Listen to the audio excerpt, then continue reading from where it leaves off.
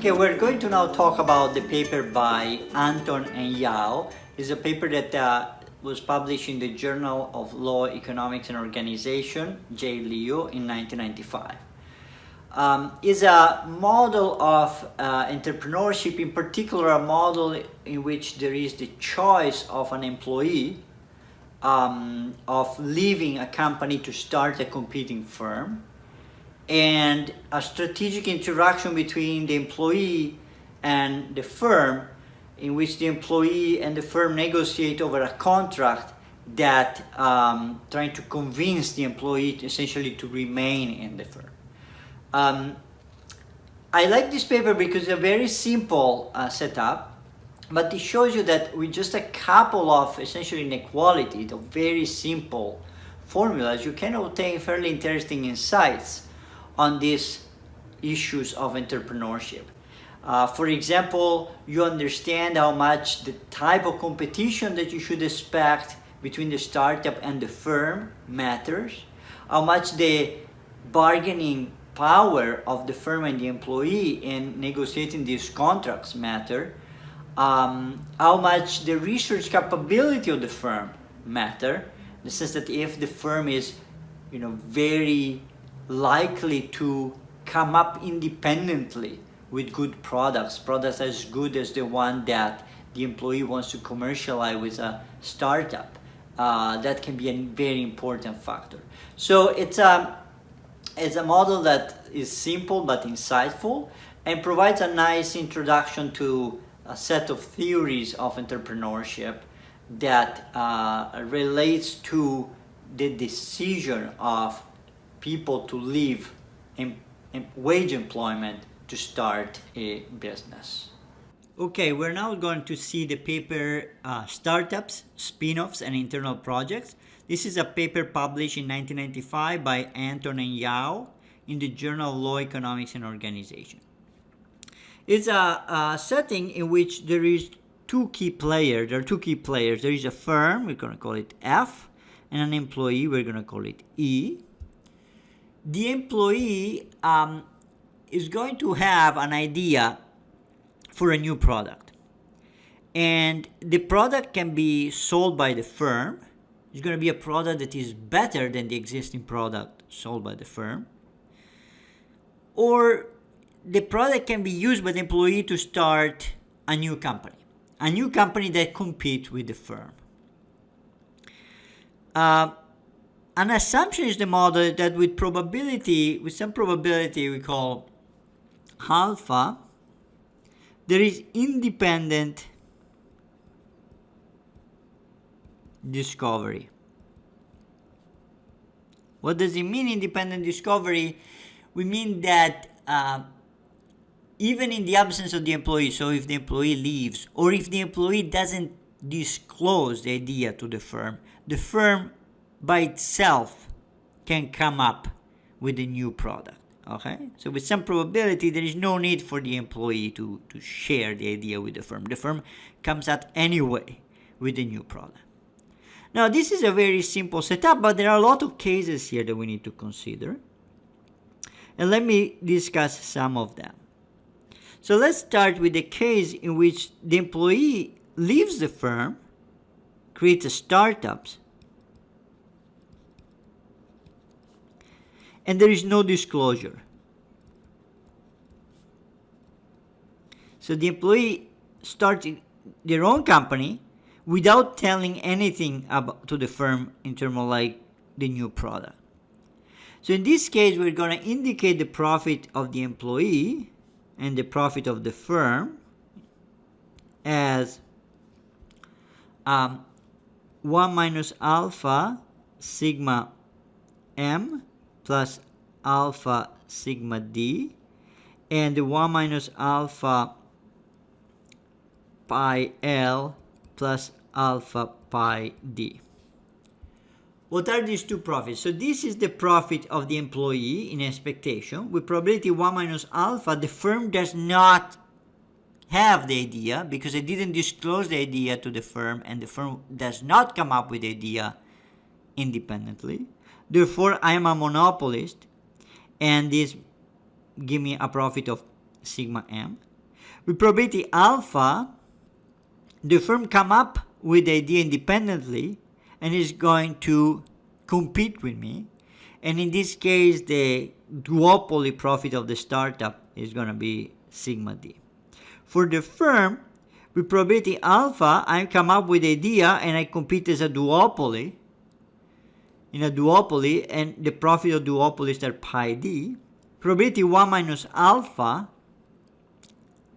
I'm not going to have the idea independently. Therefore, I compete with a startup selling a superior product.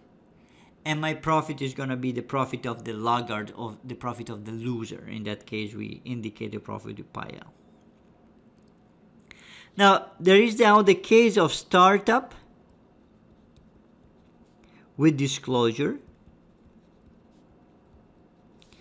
In this case, the employee starts the company, but before leaving the firm, the employee explains to the firm how to create this new product.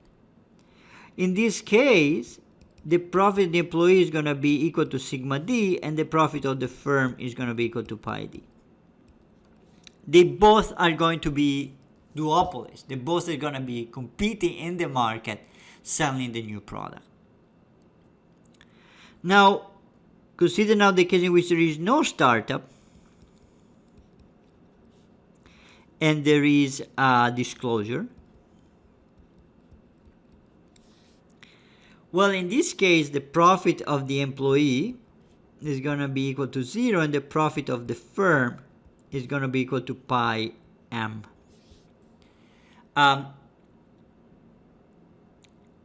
Profit of employee is equal to 0 because there is no firm that is created. There is no startup that is created. So the employee is just not getting any profit from a new company.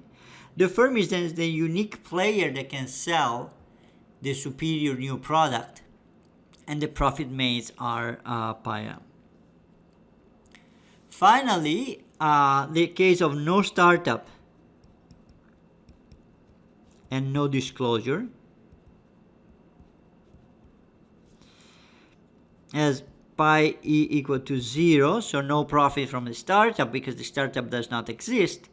From the firm perspective, I have 1 minus alpha pi 0 plus alpha pi m. So with probability alpha, I independently get the idea for the new product, and therefore I am monopolist for the new product. With probability 1 minus alpha, I cannot sell the new product because I don't have the information and I don't invent it independently, and there has been no disclosure by the employee. And in this case, I'm going to have a profit of the status quo, so the profit of the firm in the absence of innovation, essentially. And this is normalized as and written as pi naught. There are a number of assumptions in the model in terms of how is these profits relate to each other. I think the most important one that is very standard is that pi m is greater than pi L plus sigma m, that is greater than sigma d plus pi d. So the profit that a firm can make as monopolist is greater than the profit that the firm can make in terms of competing with the same product, and is also greater than the profit that would be made if there was a monopoly startup but competing with a firm, even if the firm is selling an inferior product. Okay, essentially competition is going to destroy rent, and in particular competition is more intense when both firms sell the same product. This is the basic assumption here that is fairly standard in an oligopoly model. So we're now going to consider different cases in which there is a negotiation between the firm and the employee that try to prevent the employee from leaving the company and start a competing firm. We begin with what is called the ex post negotiation in the paper. We're actually going to think about the ex post negotiation in a simpler way compared to what is presented in the paper. So there is ex post negotiation in the case in which the employee has revealed the idea to the firm. So consider the case in which the employee has already told the firm this technology, this new product, and the firm therefore knows how to produce a new product, and now it's about deciding whether or not the firm can or should pay an amount, and we're going to call this amount R, to convince the employee to stay and work in the firm rather than create a new company. So here, these will really depend on how we structure the negotiation between the firm and the employee. So we begin with the case in which the firm makes the offer, okay? The firm offers R, and then the employee can either accept or reject this R. So what is the R that is going to be offered? Well, the employee is going to accept any R that is greater or equal than sigma D. So I know as an employee that I already revealed the technology to the firm.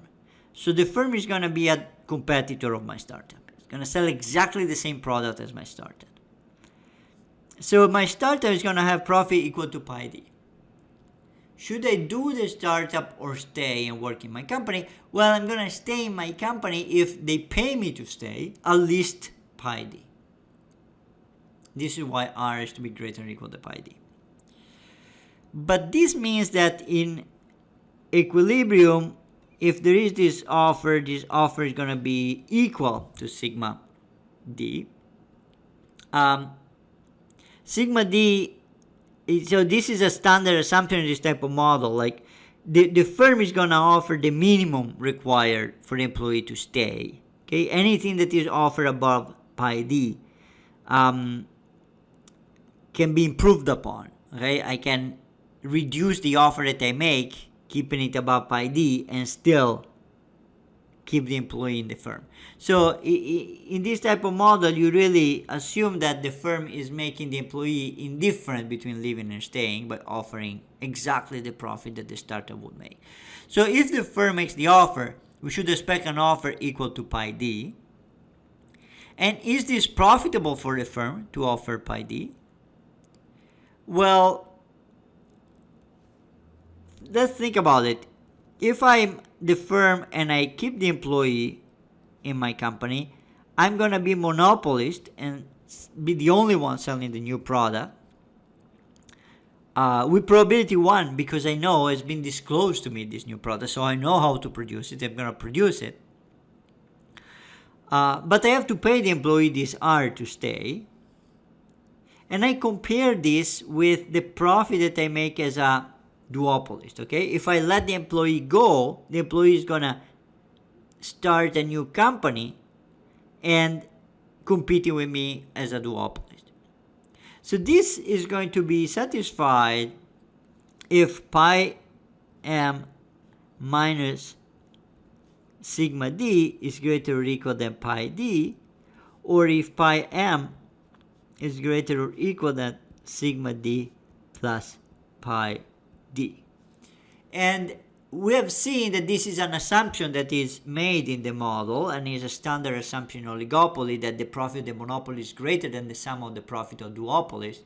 Therefore, for the firm perspective, it is okay to offer R equal to pi D. You make more profit offering pi D and keeping the employee in your firm than letting the employee go. But now let's think about the employee. Is it okay for the employee to reveal the information? Okay, is it okay to reveal if after revelation, after disclosure, there is this ex-post contracting? Well, if I disclose the information to the firm, I know that then I'm going to get R, okay? This is what the firm is going to offer to me.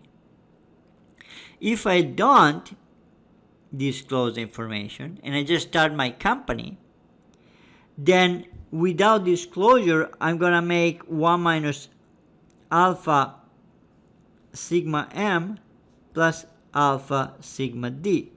Because with probability 1 minus alpha, the firm is not going to discover independently.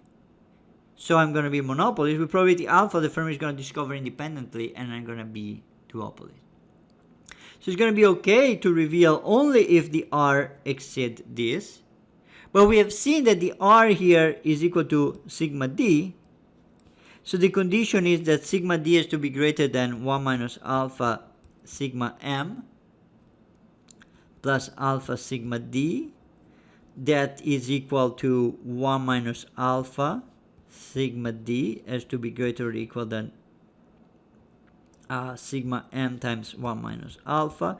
These two simplify, so I require sigma d to be greater or equal than sigma m. That is not satisfied, okay? That is not satisfied. Because this is essentially telling me that the profit of a duopoly should be greater or equal to the profit of the monopolist. That is not satisfied, okay? This is not okay. And this simple result here is what is described in the model as corollary 1, says that essentially if the firm makes the offer, it's never optimal for the employee to reveal the idea.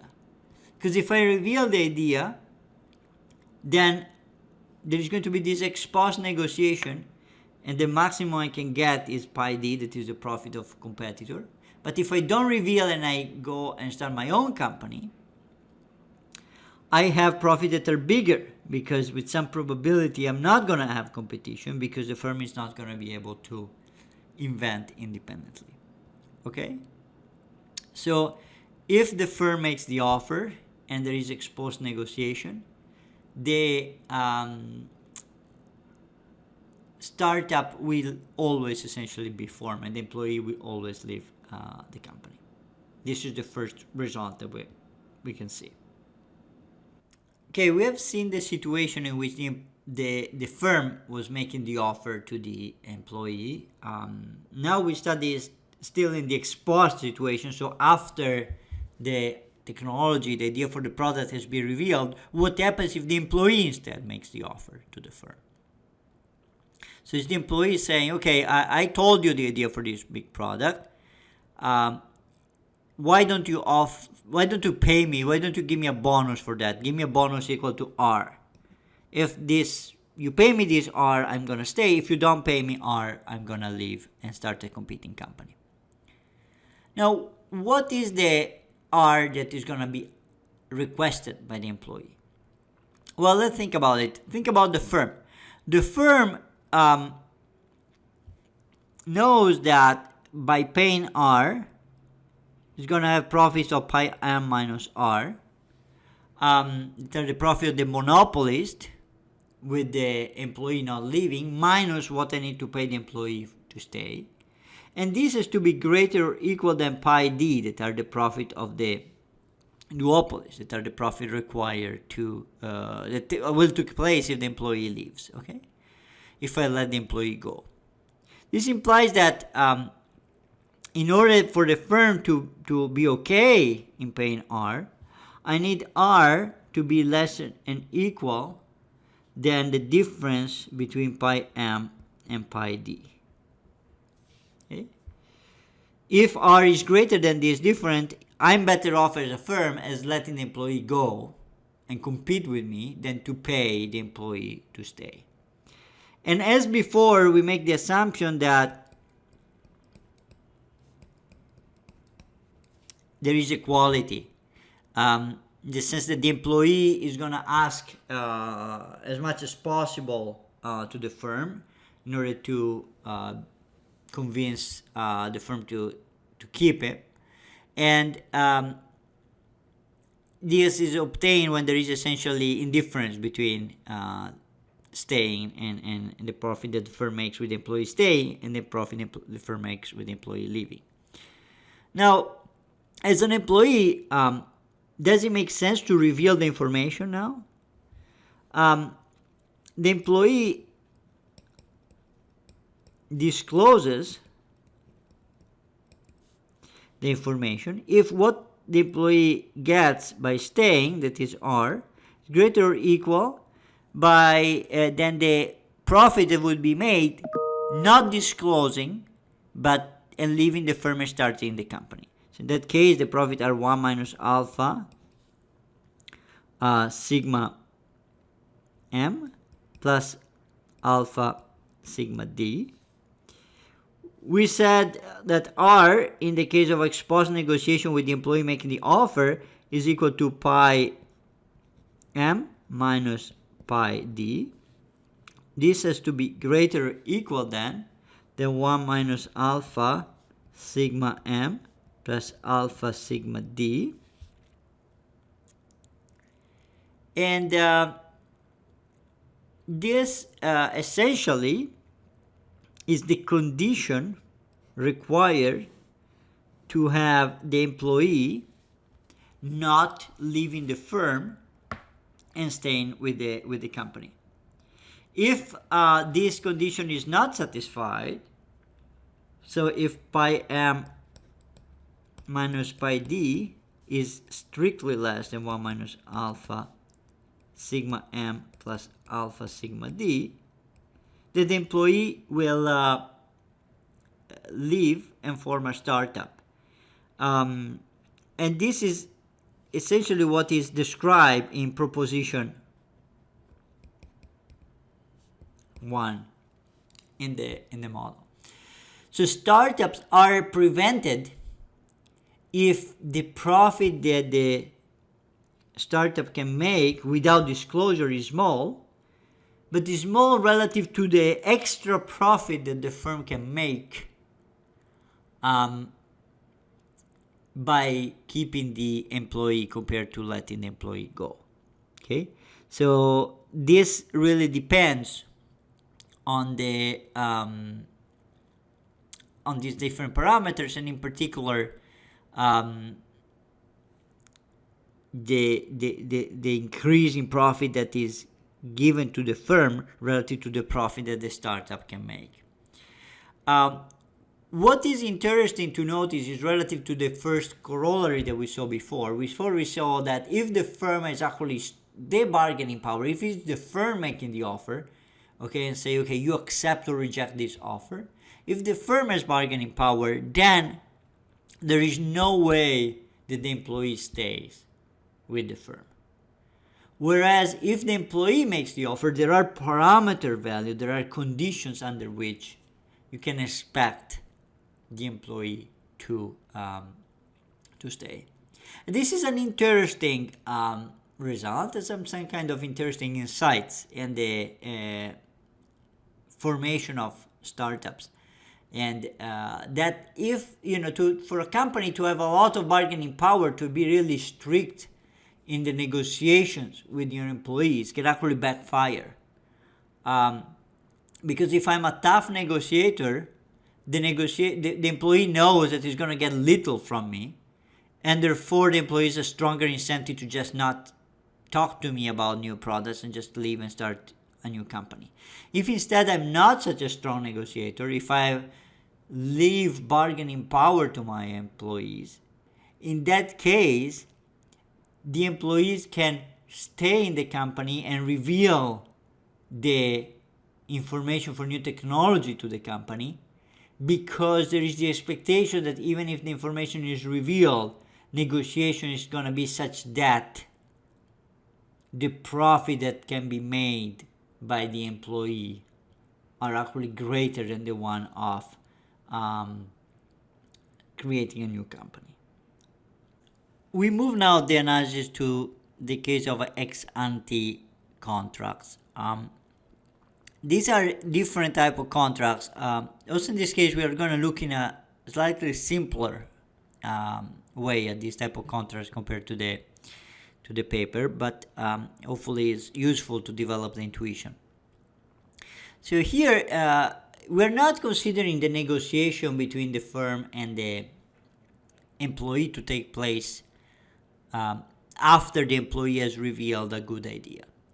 We just create a situation in which before an idea is even revealed, the firm makes an offer to the employee. And an offer includes two terms. We're going to call the first term R0 and the second term RM. Essentially, the firm tells the employee the following: you can come and discuss with me new ideas anytime you want. Then we're going to see what happens.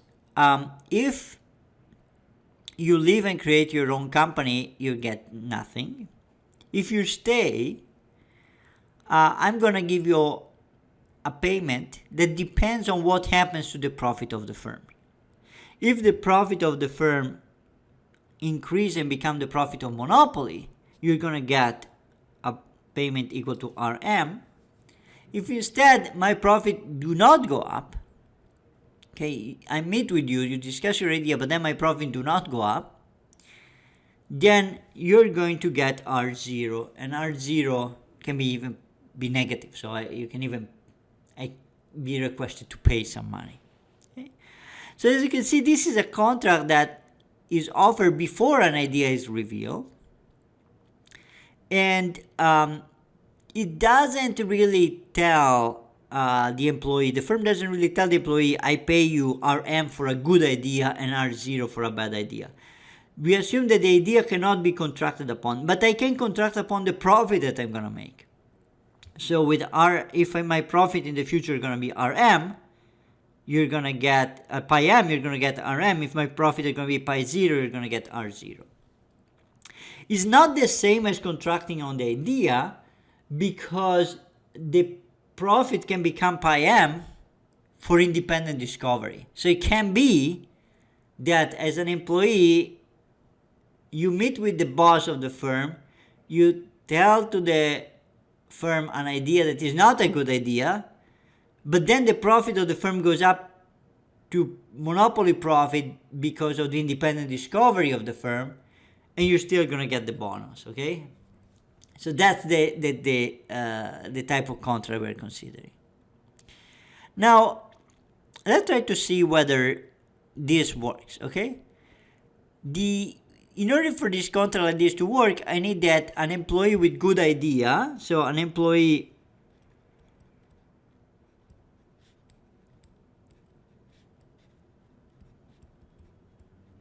with a good idea needs to accept RM. So RM should be big enough to convince this employee to stay and not to start a company. So I need RM to be greater or equal than 1 minus alpha sigma m plus alpha sigma d. And as we discussed before, we set the payment to be exactly equal to what makes the employee indifferent between revealing the good idea to the firm and not revealing the idea and just leaving and starting a company. Okay. Now the question is it okay for firms to pay RM?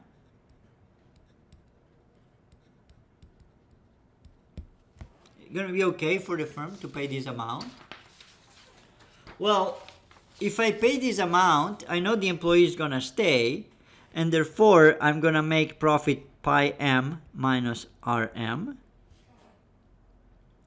And in order for me to be profitable to pay this RM and have the employee stay, I need that this has to exceed what I get with the employee leaving. That is 1 minus alpha pi L plus alpha pi D.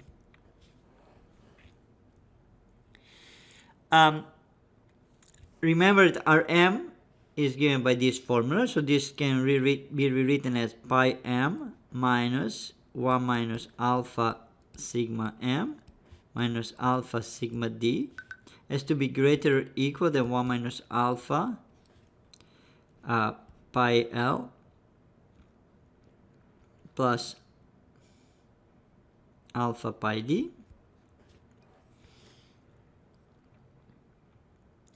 That can be rewritten as pi m is to be greater and equal than 1 minus alpha that multiplies sigma m plus pi L plus alpha sigma d plus pi d. So this is satisfied, this is okay, because of the assumption that we made in the model.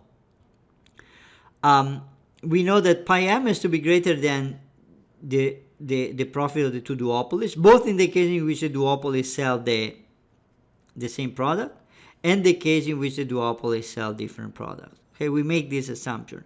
So this is a kind of combination, is a mix between pi m plus pi L and sigma m plus pi L and sigma d plus pi d. So this cannot, they will never, it will never exceed pi m, because pi m is greater than this term, pi m is greater than this term, so it's greater than the average, essentially, the convex combination between these two terms.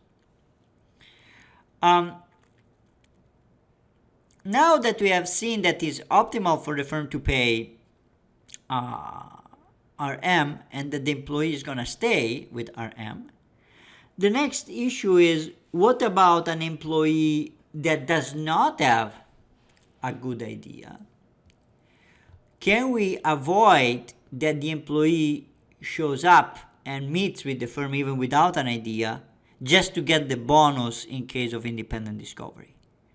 Well, so what I need essentially is that the employee with the bad idea or with no idea to reject this offer. Okay? So employee with no good idea rejects R0 RM if 1 minus alpha R naught plus alpha RM is negative. Okay, so the idea is that if I probability alpha, there is independent discovery and I'm going to get RM.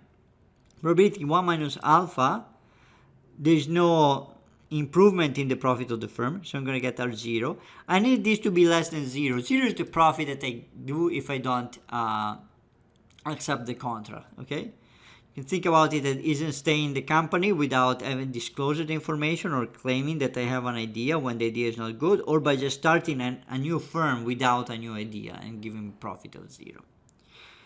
Now this can be rewritten as R naught has to be less than negative alpha divided by 1 minus alpha RM. Okay, so notice that Rm we know is positive, so R naught, R0 here has to be negative. Okay, this is the first requirement. But not only it has to be negative, it has to be negative enough to be less than this amount. Okay, because with some probability here I'm getting a bonus essentially of Rm, so the payment that I get if I don't get the bonus should be negative enough to convince me not to even try to claim that I have a good idea when I don't have a good idea.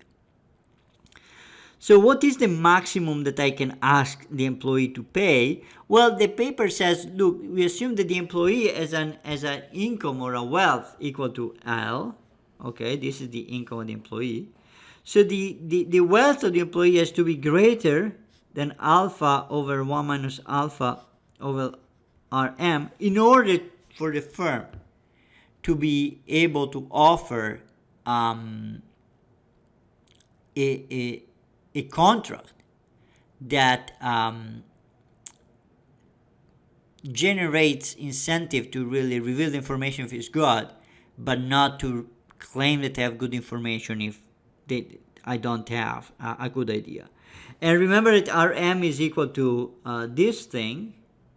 Therefore, I have that L has to be greater than alpha over 1 minus alpha times 1 minus alpha sigma m plus alpha sigma d. And this condition here is discussed in proposition 2 of the paper. Okay, proposition 2 of the paper. It tells you essentially that the income of the employee has to be large enough. The wealth of the employee has to be large enough to prevent the employee from staying in the company and getting bonuses with ex-ante contracting, even if there's no contribution of the employee for a positive new product or idea for a new product. Okay, so essentially what it tells you is that it's hard for a firm to screen with contracts and prevent employees from leaving, and at the same time prevent employees from overclaiming in the case in which they don't have contribution for new product. If they cannot both reward employees that come up with ideas for new product, but also threaten to punish employees that claim that they have idea for new product when they don't actually contribute for ideas for new product. This constraint here is really a constraint that tells you that the employee need enough wealth with this ex-ante contracting.